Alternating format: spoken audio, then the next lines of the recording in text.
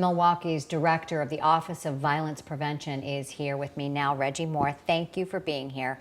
Talk a little bit about how community violence plays into the greater scope of public health. So in Milwaukee, when we developed our Blueprint for Peace, we understood and the community was clear that we can't look at community violence in isolation. When we look at indicators for health in our city, whether we're talking educational outcomes, whether we're talking mortality or infant mortality, access to affordable and quality food, all of those things are interconnected. And when we overlay disparities in other areas of health, if we overlay that with concentrated areas of gun violence or other forms of community violence, we see that the same neighborhoods have high concentrations of poverty, have had historic and persistent issues related to mass incarceration and general divestment financially. And so when we look at the intersection of that, we understood, and the approach that we took is that we can't look at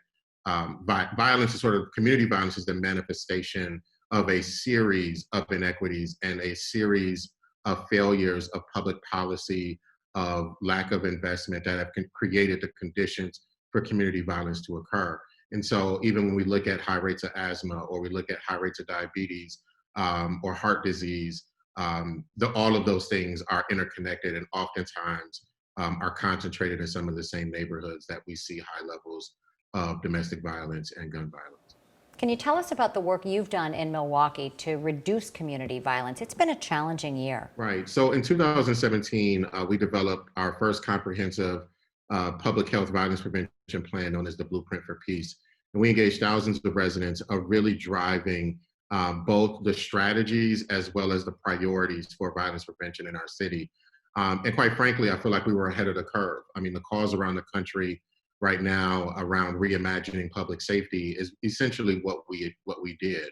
And so in 2017, we engaged in a very aggressive process to engage as many community members as possible, and particularly those in the communities that have been hardest hit by community violence and systemic racism in our city.